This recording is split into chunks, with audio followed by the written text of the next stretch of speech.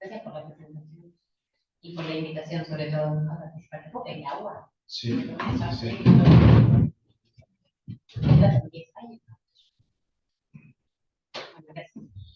Bueno, voy a hablar de un tema que no figura realmente en el título, no sé por qué no lo agregué, pero tiene mucho que ver con la bruja, ¿no? La figura de la bruja.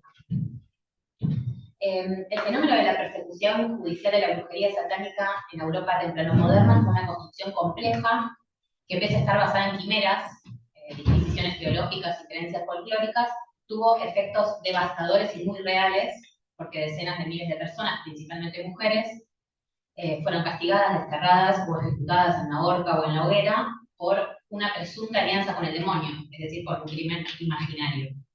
Se trata de un fenómeno que estuvo presente en los reinos ibéricos entre los siglos XV y XVII, particularmente en el norte de Aragón, en Cataluña, en Navarra y en el País Vasco. La noción moderna de brujería, a diferencia de las prácticas mágicas y supersticiosas anteriores, implicaba la existencia de un crimen colectivo, ¿no? De un complot que amenazaba a la cristiandad en su conjunto. Se trataba en teoría de una secta herética que se reunía por la noche en juntas, conventículos, aquelarres, para rendir culto al demonio y gozar de todo tipo de placeres. Se creía que sus miembros no solo eran herejes y apóstatas, sino también maléficos, infanticidas, asesinos, devastadores de ganados y de cosechas, que además infringían las normas sociales más básicas en términos de sexualidad y de moralidad en sentido amplio, ¿no? Cometían sacrilegio, canibalismo, incesto, bestialismo, todo lo que se les ocurra. Este paradigma de la brujería demonolátrica fue uno de los constructos más potentes y persistentes del imaginario europeo durante la temprana modernidad y aparece registrado por primera vez en la historia en un documento de origen hispano de la década de 1420. Es decir, los primeros documentos de toda Europa que dan cuenta de este fenómeno provienen del Pirineo catalán. Se trata de unas ordenanzas del conde del Pallars, del Valle de Aneu, que datan exactamente del año 1424. Ahora bien, en el caso hispano, como en gran parte de Europa, la persecución y la existencia misma de este presunto crimen imaginario, como dijimos, fue objeto de un debate teológico y jurídico de gran alcance a lo largo de todo el periodo moderno, con posturas que oscilaban entre el escepticismo y la credulidad más fanática. En la presentación de hoy, dado el tema que nos convoca, lo que voy a intentar es explorar cómo fue presentada la imagen femenina de la bruja satánica en los tratados hispanos más relevantes que discutieron este tema. O sea, lo que quiero dar cuenta sobre todo, digamos, es de los argumentos que esgrimieron estos teólogos y estos juristas para justificar la abrumadora preeminencia femenina entre los acusados y ejecutados por el crimen de brujería. La historiografía especializada mostró que aproximadamente un 80% de las víctimas eran mujeres. Haré hincapié en las diversas formas en que se entendió la culpabilidad de la bruja. Veremos que incluso autores escépticos respecto de la realidad de este crimen adjudicaron igualmente a las mujeres cierta carga de culpa y peligrosidad.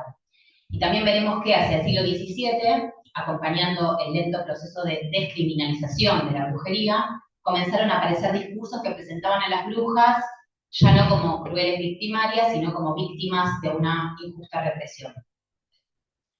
En principio, cabe decir que la configuración moderna de este crimen nuevo, de este crimen brujeril, se alimentó de antiguas creencias folclóricas, como las que recogía el famoso canon episcopi, que referían ya específicamente a mujeres. El canon episcopi es un documento carolingio del siglo IX que condenaba las creencias de mujeres que volaban por la noche junto a diosas paganas como Diana o Herodías y atravesaban grandes distancias en poco tiempo. Este documento antiguo es muy importante porque primero consideraba que todo esto era una ilusión, ¿no? Que no había ninguna realidad detrás de estas creencias, sino que eran sueños, engaños del demonio, productos de la imaginación. Y además porque este antiguo capitular carolingio tuvo mucho impacto porque fue recogido tanto por ejemplo, en los decretos libri de Burcardo de Worms en el siglo XI, también en el decreto de Graciano en el siglo XII y demás. Y Burcardo de Worms, por ejemplo, agregó al canon episcopi, al texto original, digamos, un párrafo que ya da cuenta de que se trataba de una creencia asociada claramente al sexo femenino. Acá traduje la parte que agrega Burcardo al canon y dice: ¿creíste lo que muchas mujeres convertidas a Satanás creen y afirman que es verdad?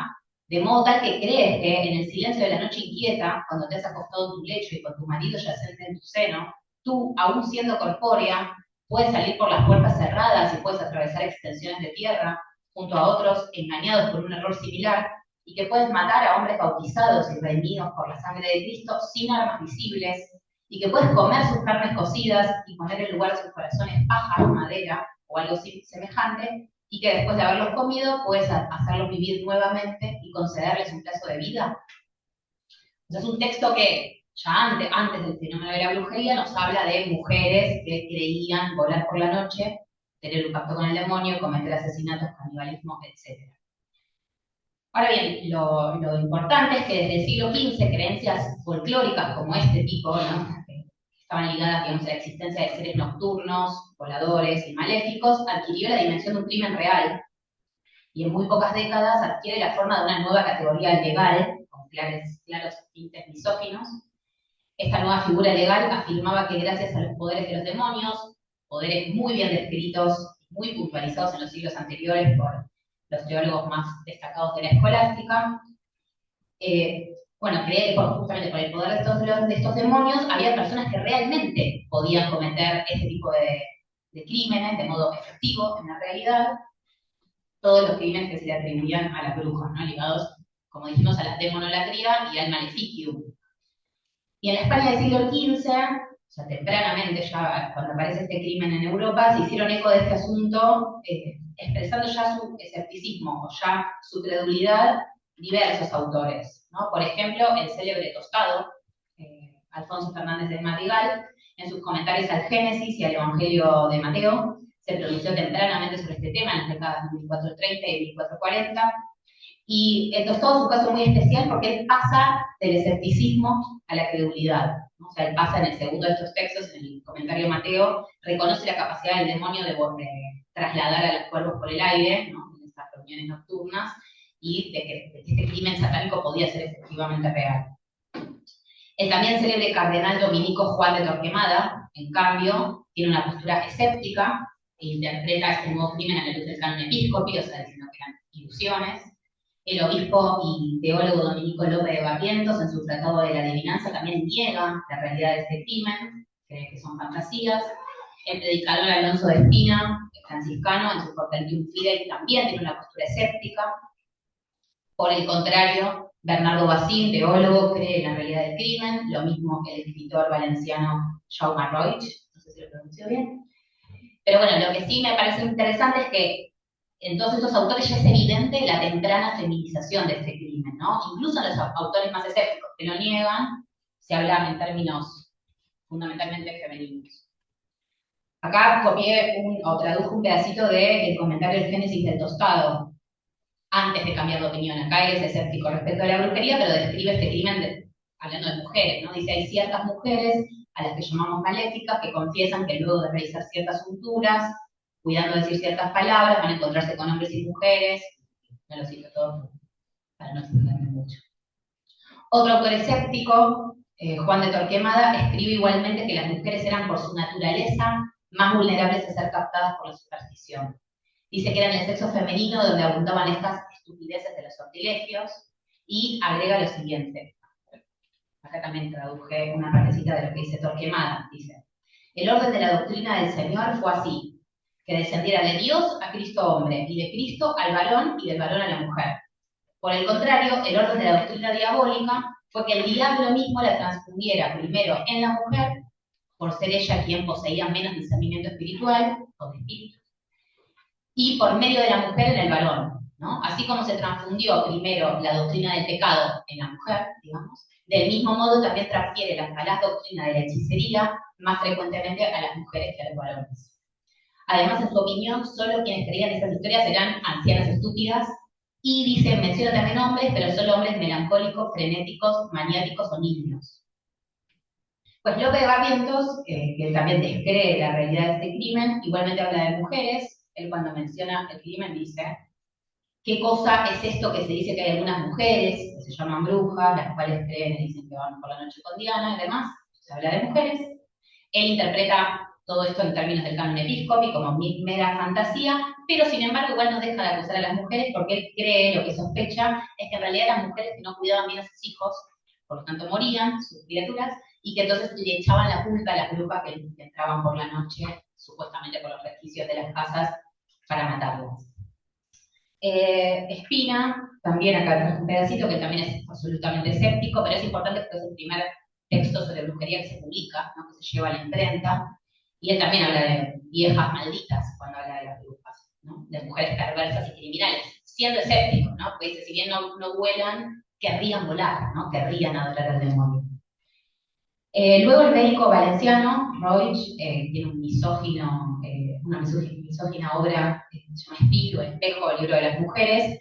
Él es muy crédulo respecto a este crimen y dice que las mujeres estaban naturalmente inclinadas a ser hechiceras, nigromantes, adoradoras del demonio, y describe estos textos en detalle, e incluso, no estos textos, no estos aquelarres, ¿no? Describe los aquelarres en detalle, y festeja que muchas de esas mujeres fueron quemadas en Barcelona. Pedacito, creo, sí.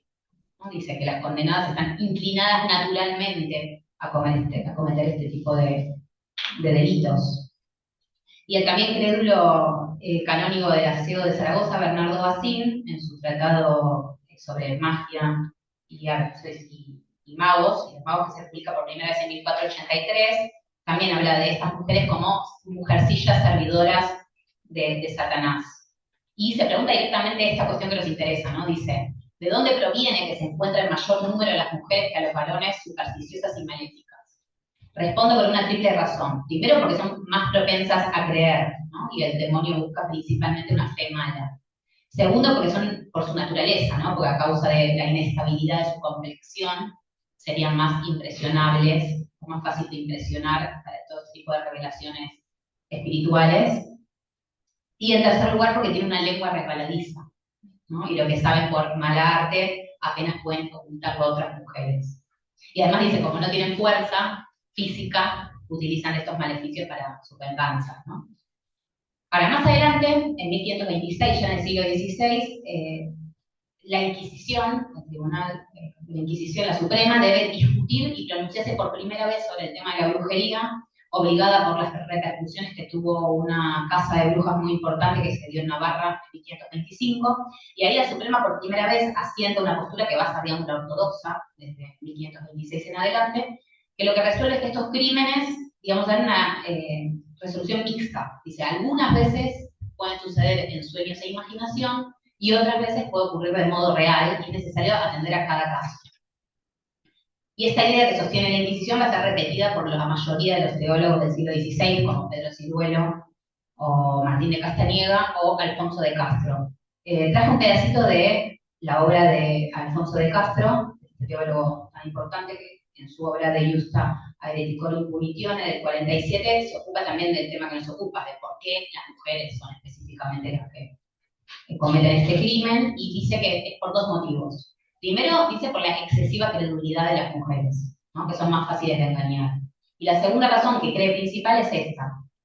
Dice, ¿no? El primer y principal objetivo al que tienen los hombres que profesan esta arte diabólica es el placer carnal, por el cual se entregan completamente al demonio a su gusto y para lograr satisfacción realizan todas las demás cosas que hemos dicho, porque él escribe todo tipo de sexo con los demonios, sexo, todo lo que quieran, que tiene que ver con transgresiones sexuales.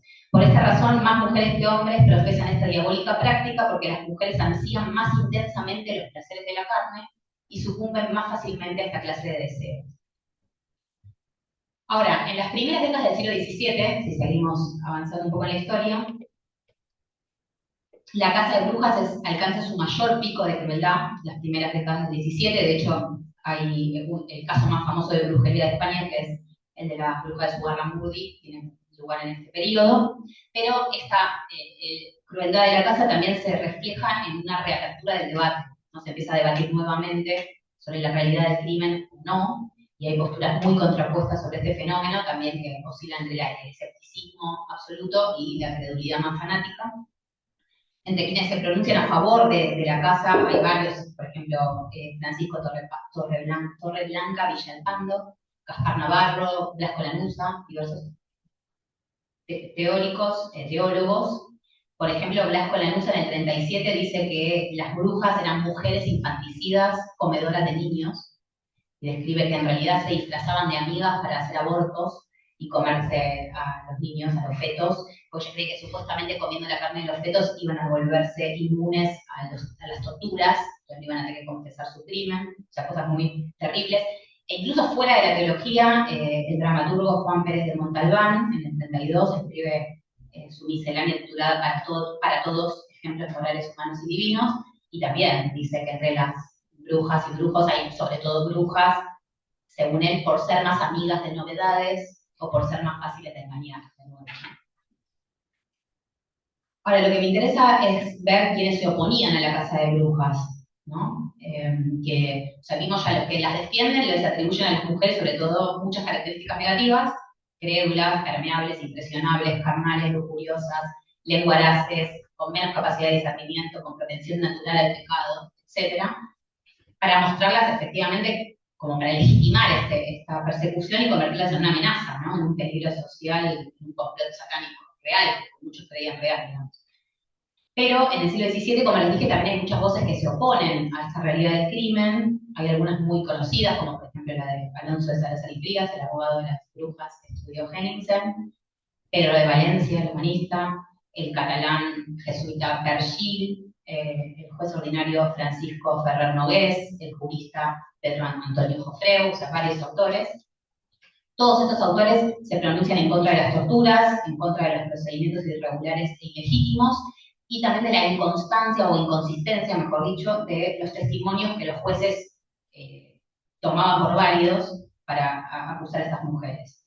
Y algunas de estas voces comenzaron no solo a cuestionar los procesos, sino también a dar una visión diferente de las presuntas brujas, comenzando a quitarles de encima la culpabilidad que les venían atribuyendo desde hacía siglos, ¿no?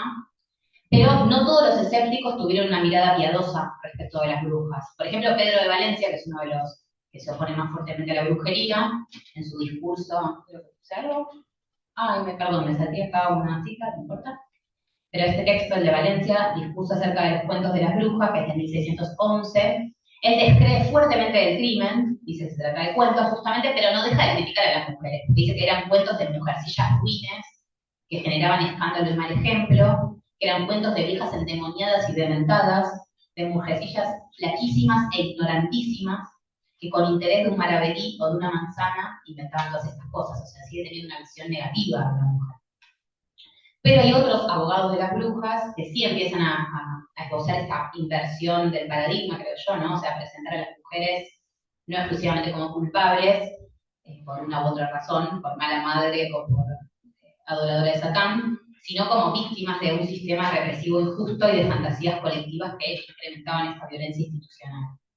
Por ejemplo, el jesuita Pergil en 1619, o sea, en medio de la gran casa catalana, en 1619 es uno del pico de la persecución en Cataluña, escribe su memorial en defensa de las brujas y ahí denuncia no solo los abusos procedimentales y el fanatismo de las autoridades, sino que se pronuncia eso, o sea, habla de estas mujeres y dice, ahí están algunos extractos, se presume y casi es cierto que algunas de ellas son inocentes, y si hay culpables, como son ciegas y engañadas del demonio, muchas de ellas no merecen la pena de muerte.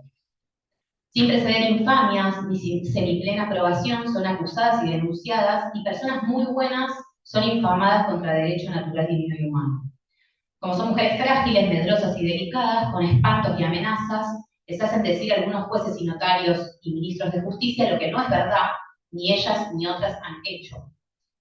Y sigue, ¿no? Bueno, que al darles tortura las obligan a confesar cosas que no son ciertas, que hay muchos indicios, sobre todo de los confesores, de que son inocentes, y al final dice, los jueces se inclinan a mandarlas a ahorcar, digamos, porque como son pobres, desamparadas, cortas de juicio, ignorantes de la fe y religión cristiana, de observancia de los mandamientos y buenas costumbres, ninguno aboga por ellos. Hay un autor anónimo que escribe otro texto muy similar a este, que justamente acompaña el memorial de Pergil cuando es enviado a Madrid a la Suprema, rogando a la Inquisición que tomara cartas en el asunto y que frenara la casa que sobre todo los jueces principales de Cataluña estaban llevando adelante, y ahí tiene ideas muy semejantes también, ¿no? Se habla, dice, como son mujeres débiles y flacas, y las más viejas, luego les hacían confesar a fuerza de tormentos, solo para obligarlas a que dijesen lo que ellos querían. Dice que las obligaban a dar nombres de sus socias, o sea, de sus cómplices supuestas, llevando mucha infamia a mujeres que no lo merecían. Y acá también está, bueno, dice que morían sin culpa muchas de ellas, Y de aquí también saqué lo que aparece en el título de mi ponencia, ¿no? Esto de que estaban tan oprimidas que nadie se atrevía a defenderlas. Dice que ni siquiera el marido podía hablar porque el pueblo se alborotaba rápidamente contra ellos y nadie podía defenderlas.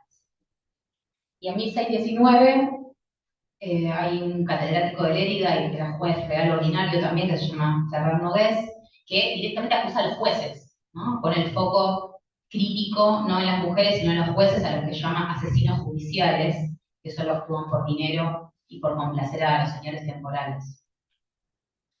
Ahora, quisiera terminar esta ponencia refiriéndome a palabras de mujeres, porque por ahora dije todos hombres, hay poco, por eso no hablé mucho al respecto. La única mujer, hasta donde yo sé, que escribió sobre este asunto es Luisa de Padilla, condesa de Aranda. Hay un autor que se llama Carlos Garcés, que puse ahí la tapa de su libro, que escribe sobre ella, sobre la condesa de Aranda, y él muestra en su libro de 2022, que aparece acá, que entre 1629 y 1651 tuvo lugar en Épila, muy cerca de Zaragoza, una serie de caza de brujas llevada adelante por la justicia nobiliaria, que es algo bastante poco conocido porque no hay muchos documentos que hayan sobrevivido. Y él lo que prueba es que justamente el esposo de esta condesa, que era el conde de Aranda, Antonio Jiménez de Urrea, procesó, torturó y ejecutó personas en su castillo nobiliario, sobre todo en torno a 1630. Y la condesa de Aranda, lamentablemente no, es una mujer que no defendió a la bruja, sino todo lo contrario, no da un aporte, un soporte intelectual a la cacería que hacía su marido, digamos. Describe los aquelarres en detalle en varias de sus obras y muestra plena credulidad en sus escritos. Ella escribió como 6 libros, en uno de ellos, que es de 1640, que se llama Elogios de la verdad e inventiva contra la mentira, que lo puse ahí en la tapa. Dice que, cito, ¿no? Que matan en España casi tanta gente los maleficios y hechicerías como las enfermedades. Y muchas de estas, pareciendo naturales, no lo son, ni los médicos las conocen. Describe los aquelarres, describe los banquetes, dice, ¿no? Habla de los cuerpecillos de los niños que las brujas supuestamente comían y demás. Y dice que las brujas debían morir con sus cabezas aplastadas entre 2 piedras. Pero entre las mujeres implicadas de un modo u otro en la casa, que son discursos indirectos, no los que escriben ellas, pero sí vi algunas estrategias de resistencia que aparecen en las fuentes. Voy a poner 3 ejemplos. El primero proviene de un caso castellano que es muy excepcional porque sucede en Castilla, casi no hubo caso de brujas en Castilla. Es estudiado por Cordente Martínez. Se trata de una psicosis brujeril en el obispado de Cuenca que comienza en 1519 a raíz de la muerte de varios niños en sus lechos, incomprensible y terrible para la comunidad. Entonces acusan a varias mujeres e interviene el Tribunal de Cuenca. Y la Inquisición no puede probar la culpabilidad de las mujeres acusadas, pero igualmente no fueron las condenadas a la hoguera, pero sí fueron castigadas con rigor, fueron presas, azotadas y demás. Y hay una de las acusadas que se llama La Lorenza, que defiende que ella no tenía nada que ver, dice, y dice que lo que pasaba en realidad era que el vino estaba muy barato, que las madres se iban a la cama en estado de ebriedad y asfixiaban sin querer a sus propios hijos. O sea, de nuevo vemos una mujer que intenta salvarse, pero acusando también de malas madres a otras mujeres. Pero hay 2 ejemplos que hablan de mujeres que yo creo que sí, de alguna manera buscan romper el marco normativo, digamos, que creo que estamos hablando en esta sesión. Uno es el caso de Catalina de Turbide, que es una liberadora de 2 presuntas brujas, una recién parida y otra muy anciana en la localidad de Arrayosa, en Navarra, en 1611. Ahí lo que había pasado era que el alcalde y funcionarios del lugar habían encerrado y torturado ilícitamente, o sea, ellos sin dar cuenta de la Inquisición y autoridades superiores, a 8 mujeres en el palacio de Jaureguizar. Catalina, esta mujer que es la liberadora de las brujas, había concedido ante el pedido de las autoridades que estas mujeres fueran apresadas en su palacio, pero rápidamente nota los abusos que ejercían contra estas mujeres y lucha para lograr que fueran liberadas, ¿no? Con el discurso primero, quería que fueran trasladadas a la Inquisición, donde serían tratadas con menos crueldad. Y es desoída obviamente por los funcionarios locales, entonces baja ella misma con un hacha al cuarto donde estaban estas mujeres y logra liberar a estas 2. A una que había sido mamá recientemente, que tenía leche, escribe ella, y que no podía soportar verla ahí, y a una persona muy anciana, muy viejita. Igual había otras mujeres que terminaron muriendo por las torturas, ¿no? Que no pudo liberar a todas. Y el último ejemplo que quisiera dar es el de una mujer que fue una de las procesadas por el famoso caso de Zugarramurdi, el tribunal de Logroño, en 1610, que se llama Estefanía de Iriarte, que ella, antes de morir en la cárcel inquisitorial por las condiciones insalubres de la prisión, despliega una estrategia, digamos, para no delatar a sus compañeras. Acá puse, ¿no? Los inquisidores describen esta situación informando lo que sucedía a la Suprema y dicen: cuando nuestro colega, el doctor Alonso Becerra, que es uno de los inquisidores, fue a la casa de la penitenciada, no, perdón, fue a la casa de la penitencia, creo que debe ser penitenciada, lo escribí mal, a reconciliar a Estefanía de Iriarte, ella estaba casi sin fiebre, aunque muy débil. Y entonces Becerra le preguntó si se acordaba de haber declarado contra ciertas personas de la Inquisición, y ella hizo un esfuerzo por levantarse de la silla en que estaba, y Becerra le preguntó por qué se levantaba, y ella dijo para mostrarle unos hermosos árboles por aquella ventana, y desde entonces no se pudo hacer nada con ella y murió sin ratificar su deposición contra otras personas. En conclusión, lo que creo que cabría decir sobre todo esto es que la imagen de la mujer en el debate demonológico, por lo menos en España y en la temprana modernidad, estuvo marcada por el prejuicio, por la misoginia y por la violencia simbólica que resultó en una violencia física absolutamente evidente. La mujer fue imaginada como supersticiosa, crédula, carnal, lujuriosa, débil y por lo tanto culpable por todas estas cuestiones, pero que no faltaron voces disidentes que señalaron el carácter no solo ilusorio del crimen, sino que algunas de ellas, sobre todo hacia el final del periodo, se atrevieron a defender a quienes eran oprimidas y calumniadas con falsas acusaciones, vulnerables, y lo que más se marca es por su género, por su edad, por su condición social o por su ignorancia. Y también se marca esta idea de, ¿no?, la animosidad de los vecinos y la crueldad de las autoridades. Creo que, bueno, entre la casa, esta cuestión de la casa de brujas está muy fundida con la cuestión de género, y de hecho, para terminar, quisiera decir que hasta el día de hoy repercutió en los discursos públicos, porque en el 2022, en pleno auge del movimiento feminista, el Parlamento catalán aprobó por amplia mayoría de votos en el Parlamento, una reparación histórica, una restitución de la memoria de estas mujeres, dicen miles de mujeres injustamente condenadas por brujería, y hablan específicamente de un crimen misógino. Esta discusión que teníamos, si cabe o no aplicar esta palabra, pero bueno, el Parlamento así lo hizo. Bueno, muchas gracias por la atención.